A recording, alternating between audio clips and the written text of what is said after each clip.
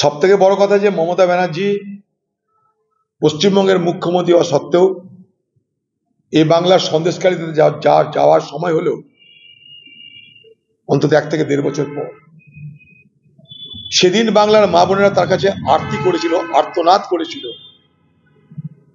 যে আপনিও মেয়ে, আমরাও মেয়ে, আমরা ধর্ষিতা হচ্ছে, আপনি আমাদের বাঁচান।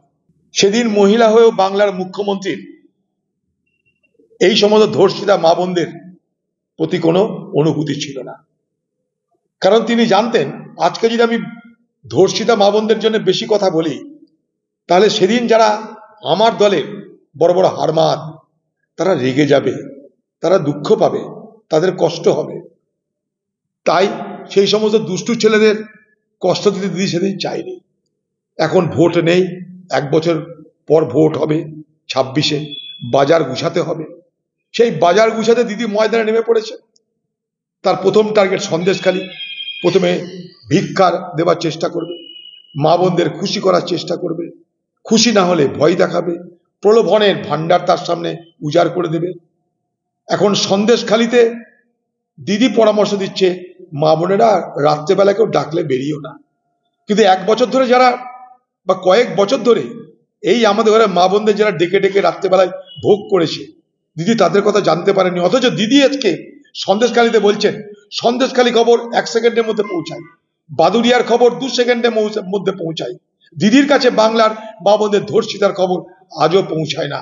তার কাছে আরজি ঘরের, আমাদের ঘরের মেয়ের বোনের আর্তনাদের কান্না তাকে স্পর্শ করে না, তাকে সন্দেশখালী স্পর্শ করে না।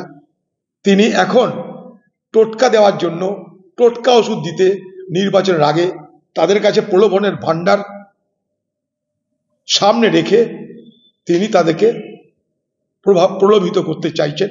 আর দুষ্টু ছেলেদের কাছে না যাওয়ার জন্য তিনি পরামর্শ দিচ্ছেন সন্দেশকারীতে আগামী দিনে মিষ্টান্ন তৈরি হবে, সেই মিষ্টান্ন নিয়ে দিদি দুষ্টু ছেলেদের খুশি করতে, তাদের মুখে মিষ্টি মিষ্টি মুখ করতে, সেই দুষ্টু ছেলেদের মুখ মিষ্টু করতে দিদি সন্দেশখালীতে নাকি আবার মিষ্টির হাব বাড়াচ্ছে।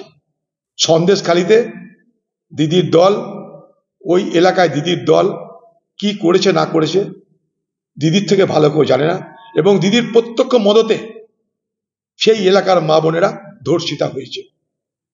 চুপ করেছিলেন, তিনি কিছু বলেননি। তার কোনো অনুভূতি নেই বাংলার মা বোনদের জন্য, কারণ তিনি জানেন লক্ষ্মীর ভান্ডার আছে, আমার আবাস যোজনা আছে, আমার মস্তান আছে, আমার পুলিশ আছে, আমার সাম্প্রদায়িক ভোট বিভাজনের অস্ত্র আছে, আমি জিতব। বাংলা নির্বাচনটা হচ্ছে একদিকে কমিউনালিজম, একদিকে ওয়েলফেয়ারিজম, আর তার সঙ্গে সঙ্গে স্টেট স্পন্সর্ড হুলিগানিজম। অর্থাৎ বাংলা নির্বাচনে সাম্প্রদায়িকতা, বাংলা নির্বাচনে প্রলোভন, আর বাংলা নির্বাচনে পুলিশ এবং মস্তানদের যৌথ আঘাত, এই 3টে অস্ত্র। আমাদের ভিডিও ভালো লাগলে লাইক এবং শেয়ার করুন, কমেন্ট সেকশনে গিয়ে জানান আপনাদের মতামত। আরও ভিডিও পেতে আমাদের চ্যানেল সাবস্ক্রাইব করুন এবং প্রতি মুহূর্তে খবরের আপডেট পেতে প্রেস করুন বেল আইকন।